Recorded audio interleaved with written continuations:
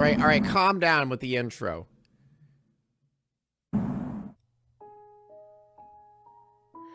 For many, the name Shirley Temple brings up the cute child star from the 30s, tap dancing with tight golden ringlets in her hair. Most known for her signature song Good Ship Lollipop, Shirley was the #1 box office draw from 1935 to 1938. Oh, it's the 30s, baby. It's the 30s. We're gonna have some weird-ass shit going on. According to her biography, Shirley was born in Santa Monica, California in 1928. Her father was a banker. She's also the little girl in All Dogs Go to Heaven. Wait, then I know the story.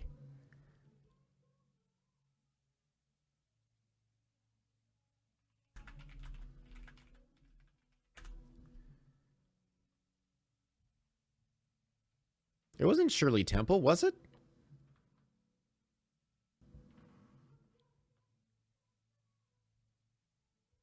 Yeah, it was Judith Barth's. Yeah, it wasn't. I was about to say, no, it wasn't the same person. And her mother was a stay-at-home mom. Despite the depression which took place a year after her birth, her parents enrolled her at the Magellan Dance School in 1931. At the age of 3, Shirley was Look at all those non-subs in chat. scouted by Charles Lamont of Educational Pictures, and she was signed onto 8 films titled Baby Burlesques, a series of one-reel satire films that placed toddlers in very adult roles and situations. This was the beginning of some questionable practices and— What is with the fucking 30s, dude? What is wrong with the 30s, man? I mean, to be fair, it's probably even worse the further we go back. Let's be honest. Involving the young girl. Shirley herself criticized Baby Burlesques as an adult, stating that the series was a cynical exploitation of our childish innocence that occasionally were racist or sexist. In 1932, Shirley got her first speaking role in the film War Babies. However, the role wasn't exactly appropriate for a girl of her age. She played an exotic dancer for a group of soldiers, also played by toddlers, and it was in this film Shirley got her first kiss. One role had her sing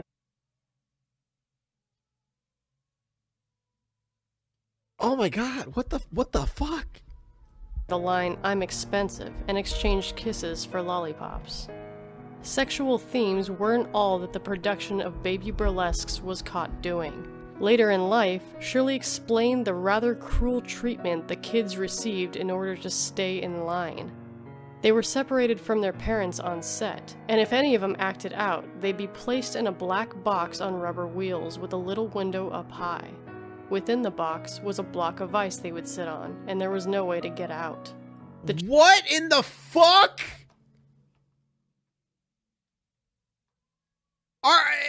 This is a fucking torture chamber? What do you mean? That's literally just a torture chamber. Even for an adult. These are kids. The child would be alone, in the dark and very cold. Shirley states in an interview that she got a lot of earaches and styes from being put in the box many times. Despite this weird and creepy start, Shirley was a huge success. In 1934, she landed a role in her first major feature film, Stand Up and Cheer, and later a film that was tailor-made for the young actress called Bright Eyes. After that, her fame skyrocketed. Many of her films depicted her as a motherless orphan I wish Mother was here. who was adopted by a single man, and some people became suspicious and uncomfortable with the context of the films. Shirley would sometimes be written to act rather flirtatious with her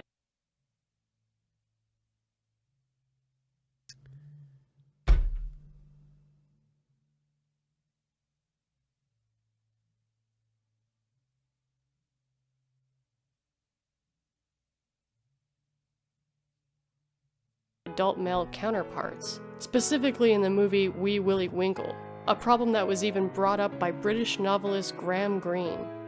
A quotation of his article in the magazine Day and Night states, "Adult emotions of love and grief glissade across a mask of childhood, a childhood that is only skin deep." He also wrote that her outfits in these movies were meant to show off her figure and excite her audience, consisting mostly of clergymen and middle-aged men. Excite her? What is going... What? Dude, oh my god.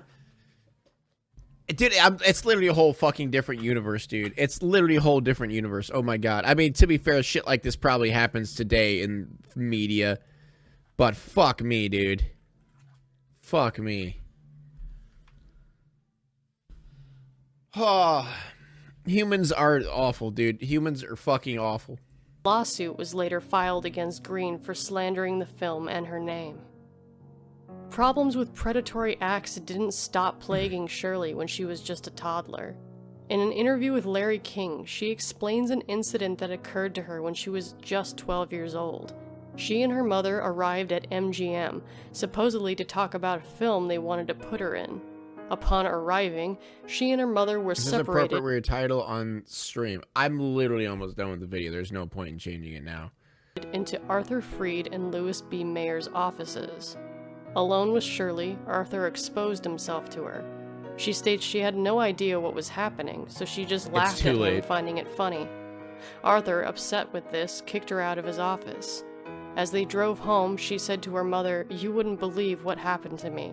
And after telling her mother what had happened, she replied, "Well, you don't know what happened to me." Not surprisingly, they both decided it was better at Fox than at MGM. Because Fox wouldn't lend Shirley out to MGM, she was passed on for the role of Dorothy in The Wizard of Oz, and it went to Judy Garland. Some might say she... Well, thank God she didn't get that role. Because the shit that happened with fucking Judy Garland is awful as well. Dear Lord. Dodged a bullet not being in that movie. Yeah, true. Gaining the title of most popular actress in America when she was just a toddler, young Shirley became victim to some rumors that altered the way people talked about her and sometimes even treated her.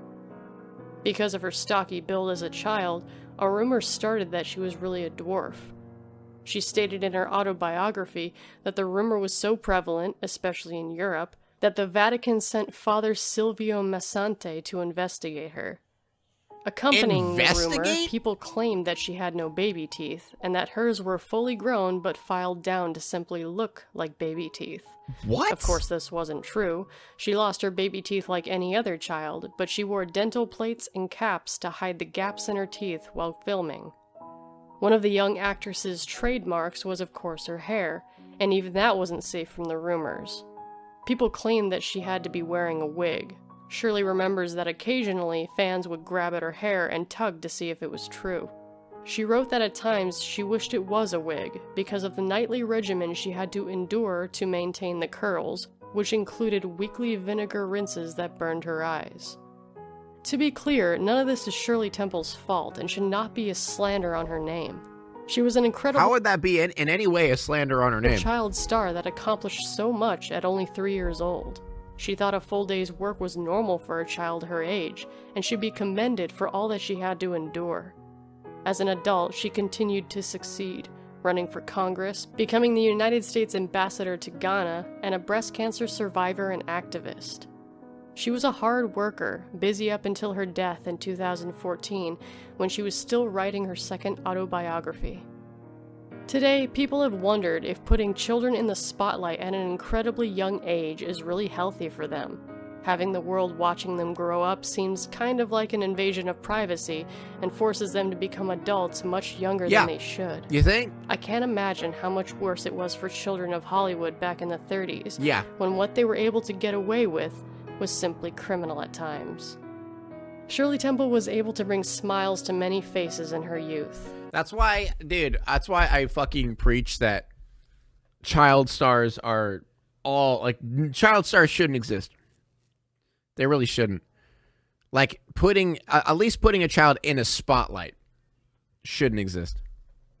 It just shouldn't be a thing.